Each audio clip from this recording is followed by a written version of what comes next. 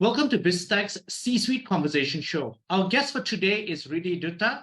He's the Regional Vice President for ASEAN and South Asia at Backbase. Now, Backbase has created a category-leading engagement banking platform that helps banks and credit unions power the full customer lifecycle through a single white label platform. Now, that seems like a lot, but to tell us more, Riddhi, welcome to the show. Thanks, Brian. Thanks for having me here. Really looking forward to the discussion. For a start, could you give us an overview of Backbase and its history? Sure. Backbase, now we have been around for almost 20 years now, so we are not that young anymore. We were founded by our current CEO, Jouk Pleiter, in Amsterdam in the Netherlands. And the space that we operate in, as you mentioned, is engagement banking. In fact, we pride ourselves to be in a sense, the pioneer as well as the authority in terms of engagement banking. Essentially, what we're trying to do is, banks, financial services, and in markets where credit unions do operate, we are trying to help them craft very seamless and intuitive user journeys for their customers as well as their internal employees, right? So that's what Backbase essentially does, and we will probably delve a little bit deeper into it as we go along. Okay, and what does your footprint look like in the Asia-Pacific region? Yeah, so I'll just probably weave it down from where we are globally, and then we'll tie into Asia Pacific, right? So if you look at Backbase internally, we are more than 2,000 odd people right now at this point of time.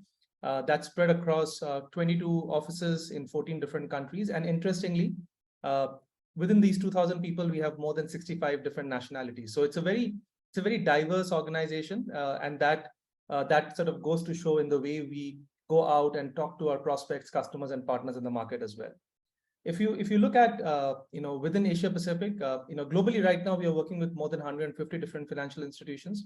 But if I just break it down to Asia Pacific today, our headcount right now is north of 500. So we have more than 500 people in Asia Pacific. That's split between Singapore, which is obviously our regional headquarters, and then we have a decent presence going on in countries like India, Vietnam, Philippines, Malaysia. And also in Australia, which is also a very big hub for us, right? So we have 500 odd people across these different locations. From a customer standpoint perspective, we are within the region. We are today working with roughly around 20 odd customers.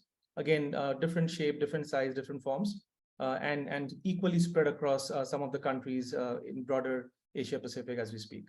Okay, so Riddhi, give us some insights into some of the customers that you've helped in the Asia Pacific region. Yeah. So before I do that, Brian, it's a little bit important to understand, what we do, because that will sort of weave into how we help customers, right? Now, essentially, as I said, it's this one single white label platform, which helps unify all sorts of customer, employee, any end user journey that a bank or a financial institution has. What we're trying to do here is cut through a lot of internal silos, internal processes that banks have, and see how we can orchestrate beyond all the obvious challenges that legacy banks today have built over the years.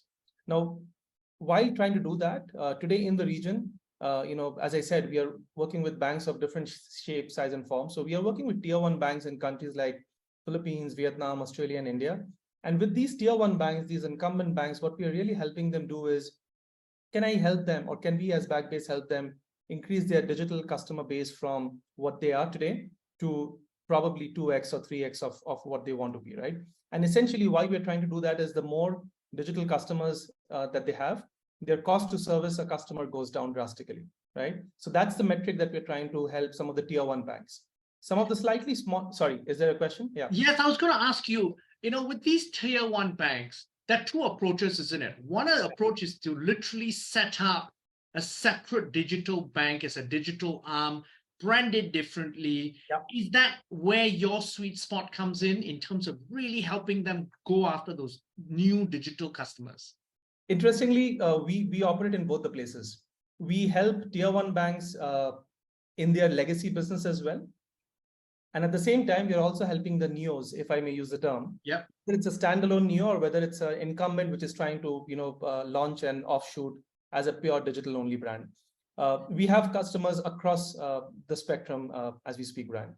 And also in a tier 1 bank, in some of the countries that you mentioned, you have clients Many of them have legacy banking solutions, a myriad, enormous amount of different applications. So one of the things that you probably help them with very quickly is by using a one-stop solution, you are enabling them to stop using 10 different applications that they've been using previously.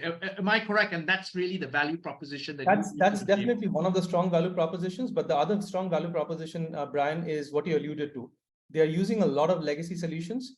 And McKinsey had this two-speed architecture that they came up with a few years back, where one speed is something like your backend systems, your core banking systems, if I may use the term, which are supposed to run in a slow and steady manner, right? Like a turtle or a tortoise, the story that we have heard about. Yes. But then you need applications on top of that, which has a higher tempo, higher speed, which can change, which are flexible.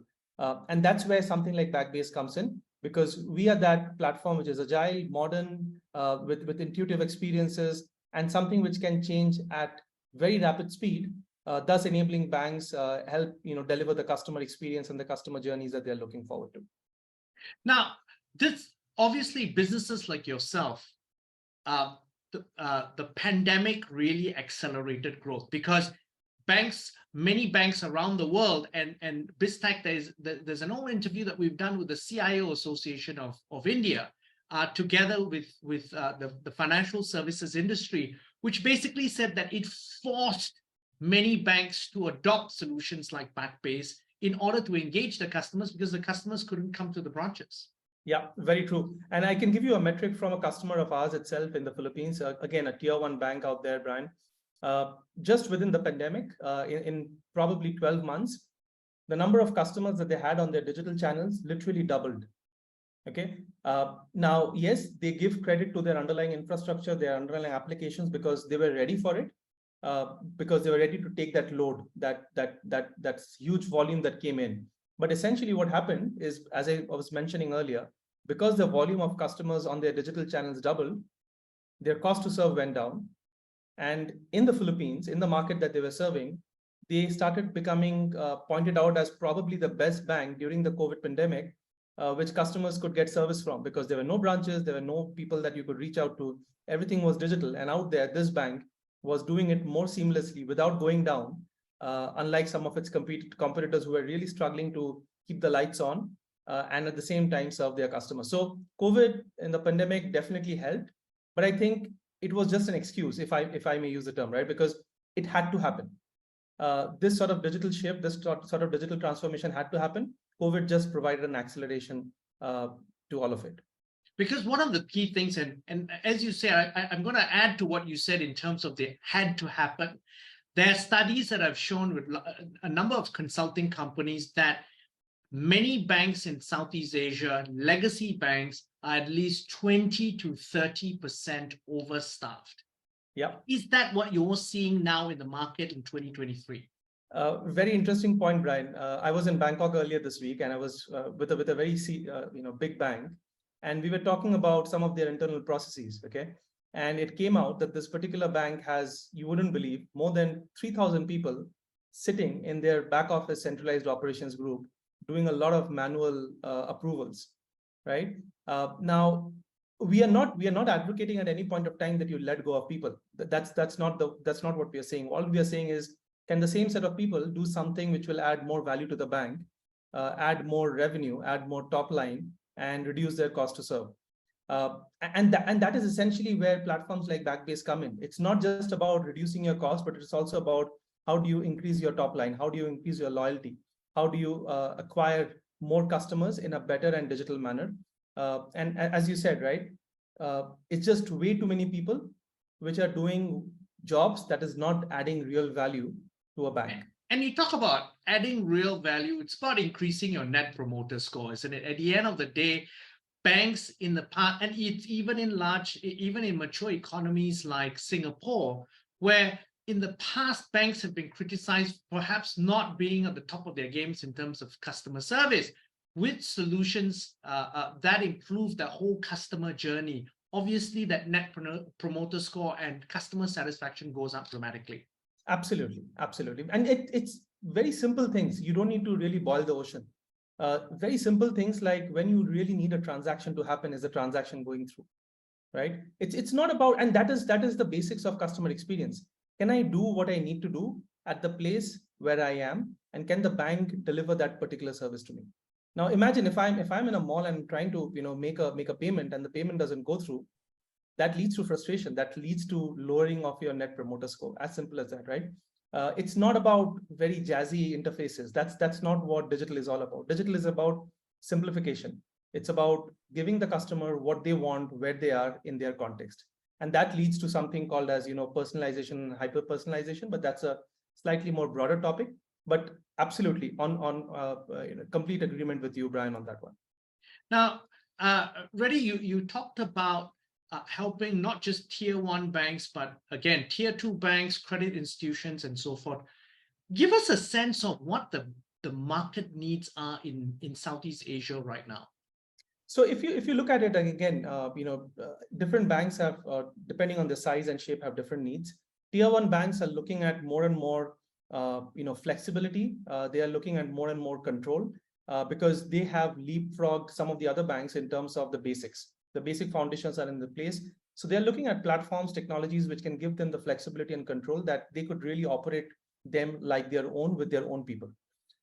If you go a little bit below tier 2, tier 3, and credit, the smaller, let's say non-banking financial institutions, they are still looking at more and more complete outsourcing. That is there somebody who could come in and run this, whether it's infrastructure, whether it's applications, cloud, everything. I would just give it all of you to one single partner, and can they run it for me? Because a tier 2, tier 3 bank does not have the amount of people that is required to do all of that, right? Already, one of the key problems there is in many markets in Southeast Asia, that's not possible. The regulatory framework does not allow you to do that. So how do you get around this? It's a very interesting question, Brian. Interestingly, yeah, there are some regulators who have been a little bit more open, and they have said, okay, cloud is a good thing to do, go ahead. But then there are certain regulators who have been a little bit on the fence. But there's not a single regulator today, Brian, in Southeast Asia, which is saying, do not do it.